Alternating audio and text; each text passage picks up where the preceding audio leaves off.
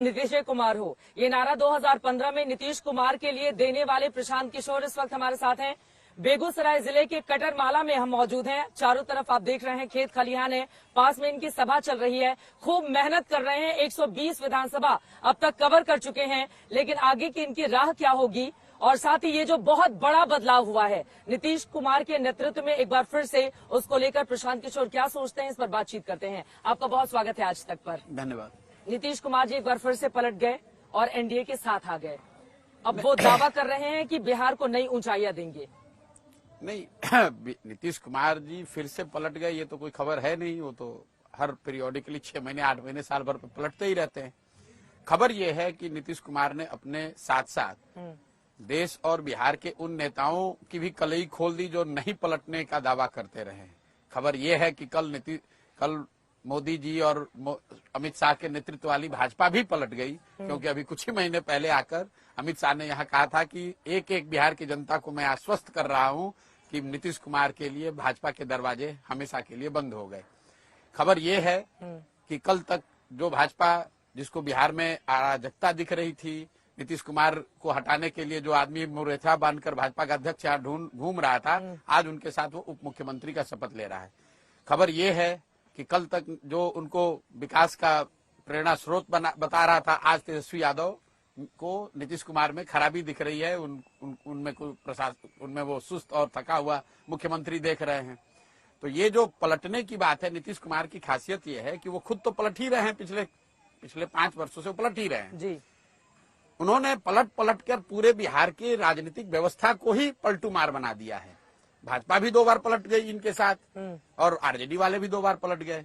तो जो बिहार की जनता है उसके लिए तो अब कोई फर्क ही नहीं है, या भाजपा को देखे या आरजेडी को देखे या नीतीश कुमार को देखे। नीतीश जी के लिए ये कहा जा सकता है ना, फिर उड़ी जहाज को पंछी फिर जहाज पर आवे। 2020 का मैंडेट तो बीजेपी और नीतीश कुमार का ही था। देखिए, मैंडेट तो 2015 में उस हिसाब से महागठबंधन को था।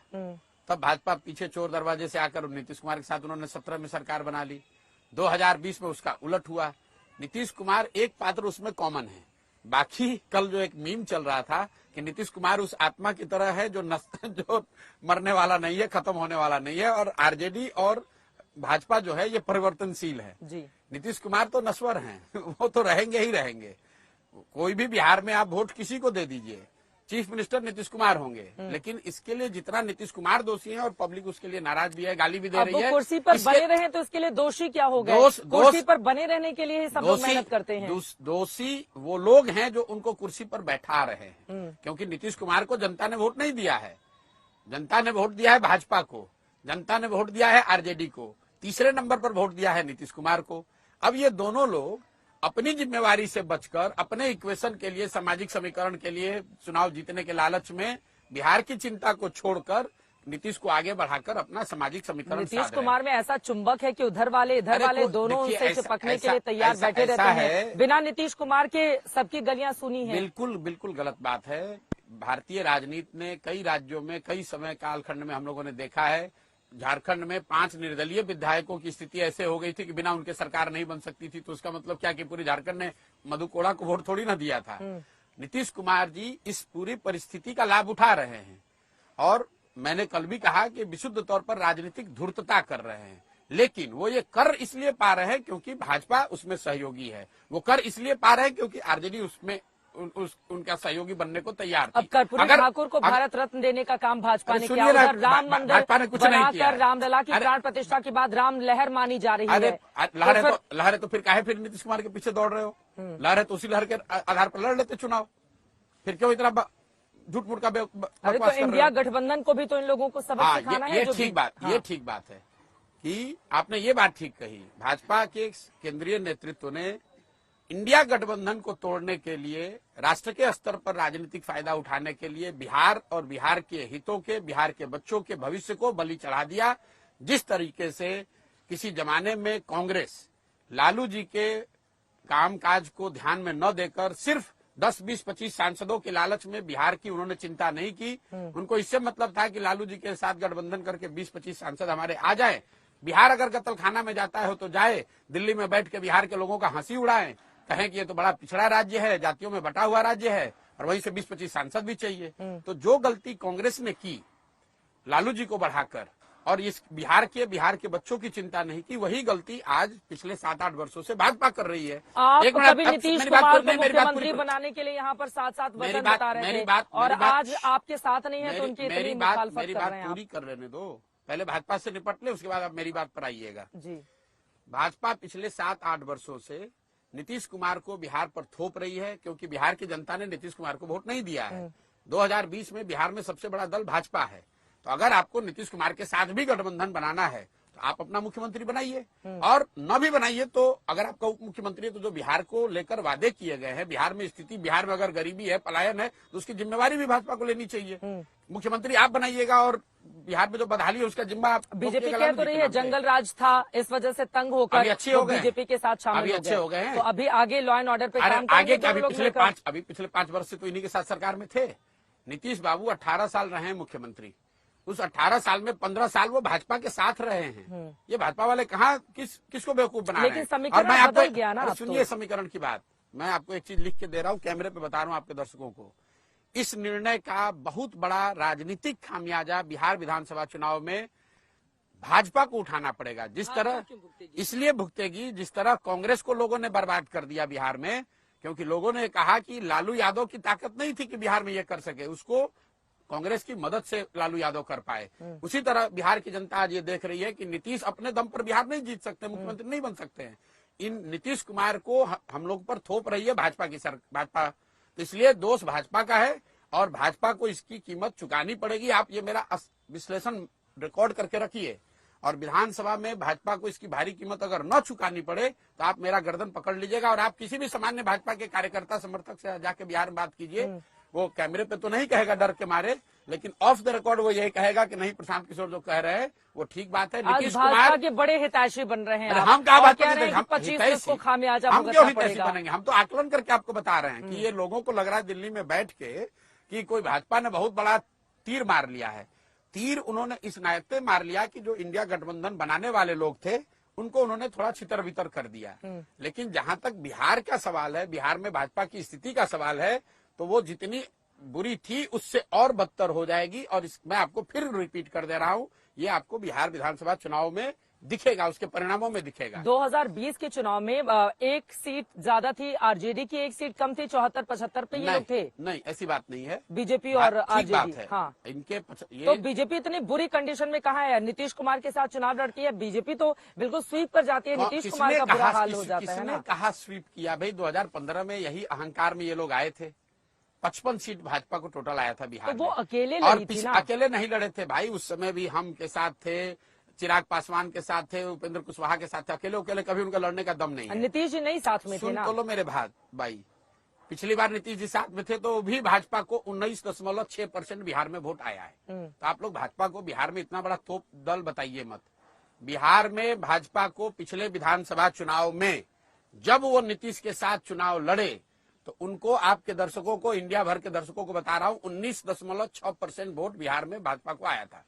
उनकी इतनी ताकत है, और वो अब और खराब होगी।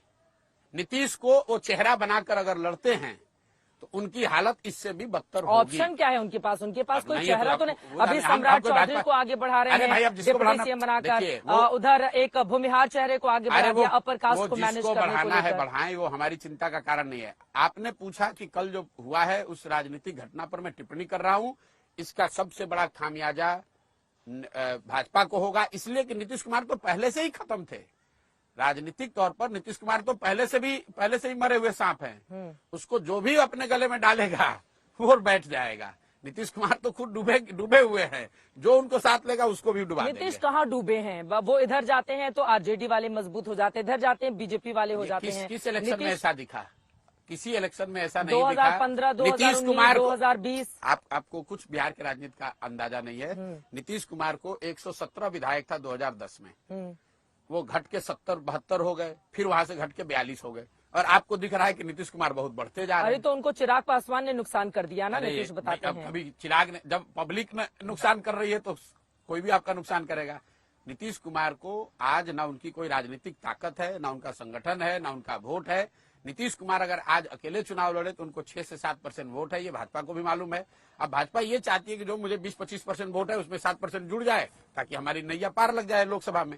लोकसभा में वो होगा भी। बीजेपी को कैसे नुकसान हो रहा है? बीजेपी को नुकसान ऐसे हो रहा है क्योंकि वो भी उतने ही बड़े पलटूमार साबित हो गए जितने बड़े पलटूमार नीतीश कुमार हैं। बीजेपी को नुकसान ऐसे हो रहा है क्योंकि बिहार में जो कुशासन है, जो कुप्रबंधन है, बेरोजगारी है, लाचारी है, पलायन है, उसमें जितना नीतीश कुमार दोषी है, उस सहयोगी के तौर पर भाजपा भी उसमें दोषी है। और भाजपा ज्यादा दोषी इसलिए है कि नीतीश कुमार ये कर पा रहे हैं क्योंकि भाजपा उनकी मदद कर रही है, उनको कुर्सी पर बैठाए हुए है। लेकिन यहाँ पर अगर भाजपा अगर नहीं करती, राष्ट्रपति शासन लागू कर दो, चुनाव कराओ फ्रेश। अब ये तो मतलब आप अरे वाह, मैंडेट का अपमान नहीं हो जाएगा? 2020 में जनता ने एक सरकार चुनी है और आप कह रहे हैं राष्ट्रपति शासन लगा दो। भाजपा वाले कब से मैंडेट का सम्मान करने लगे? ये तो दूसरे राज्यों में अरे सम्मान कर रहे हैं तभी तो ऐसा किया उन्होंने। दूसरे राज्यों में पार्टियों को तोड़कर नई अपनी सरकार, अपना मुख्यमंत्री बनाते हैं, और बिहार में इतने बड़े हृदय के हो गए हैं कि अपना बड़ा दल होते हुए भी दूसरे को बना रहे हैं। तो इसके पीछे इनकी कोई बात नहीं है, सिर्फ ये है कि बिहार से 30-35 सांसद हमारे जीत कर चले जाए, बिहार का जो होता है हो देखा जाएगा। बिहार अगर तो क्या 2019 में जिस तरह का मैंडेट मिला था एनडीए को 40 में से 39, क्या उसी तरह का आप देख रहे हैं 2024 में भी मोदी के नाम पर? बिल्कुल, मोदी के नाम पर, भाजपा की ताकत में और विकल्प के अभाव में, क्योंकि बिहार में जो एक बड़ी जनसंख्या है वो लालू जी को, पार्टी को, आरजेडी को वोट नहीं करना चाहती है। जो 20 साल उनका जंगल राज रहा, कुप्रबंधन रहा, लोग किसी भी हालत में उनको वोट नहीं करना चाहते। 40 पे क्लीन स्वीप की बात कर रही है। हाँ, होगा, हो जाएगा, वो ज्यादा एक किशनगंज भी चला जाएगा। मैं वो 1 और 2 की बात में नंबर इस तरह की टिप्पणी नहीं करता हूं मैं, लेकिन भाजपा को यहाँ बड़ी बढ़त नीतीश होते तो, नीतीश है तो भी, और नीतीश नहीं थे तब भी था। अब इनके दावे में कितना दम है नीतीश कुमार को लेकर जो ये कर रहे हैं, इसके लिए थोड़ा सा इंतजार करना होगा, लेकिन जोश से भरे हुए हैं और इनकी भी जन स्वराज जो पद यात्रा है वो लगातार जारी है। हम भी कुछ हिस्सों में जाएंगे और देखते हैं कि लोगों का कितना समर्थन इनको मिल रहा है और बिहार की जनता क्या सोच रही है।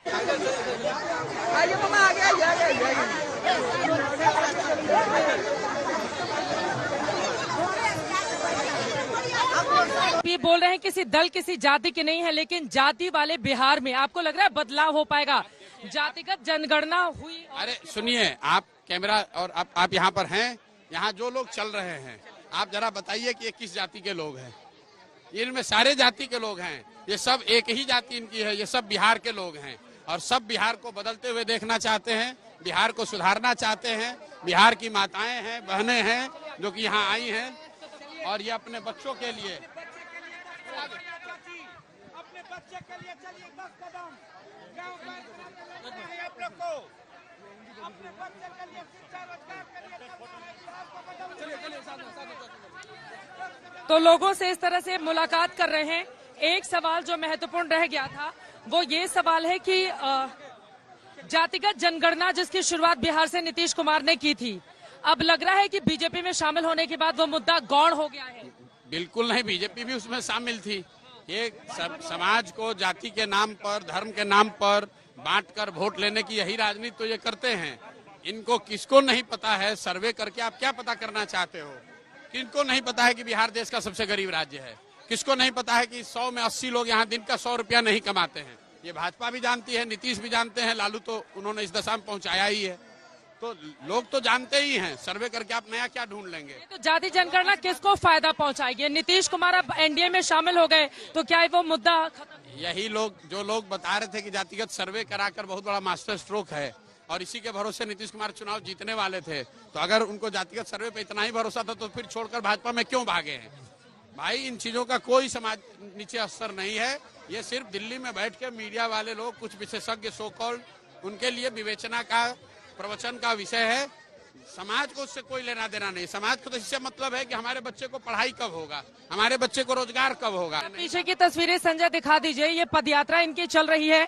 ये बताइए, अब जब इतनी पदयात्रा जारी है, फिर पार्टी कब बन रही है जनसुराज की, और प्रशांत किशोर सीधे राजनीति में कब आने जा रहे हैं? नहीं, ये भाई पदयात्रा इसलिए कर रहे हैं कि लोग पहले ये तैयार हों कि हमें दल बनाना है। हमें किसी दल, किसी नेता की जरूरत नहीं है। हमारी ताकत है, बिहार के लोगों की ताकत है, लोग मिलकर दल बनाएंगे और ये जब अपना दल बनाएंगे तो किसी को वोट मांगने की जरूरत ही नहीं है, लोग अपने आप को वोट दे रहे होंगे। आप देखिएगा साल भर के अंदर। क्या है भविष्य आपका? मेरा भविष्य कुछ नहीं है। मैं ये जानता हूं कि मेरे भविष्य का तो मुझे पता नहीं है, लेकिन बिहार का भविष्य अगले 10 वर्ष में ये है कि हम 10 वर्ष में बिहार देश के 10 अग्रणी राज्य में आपको दिखेगा। चलिए बहुत शुक्रिया प्रशांत किशोर जी आज तक से बातचीत करने के लिए।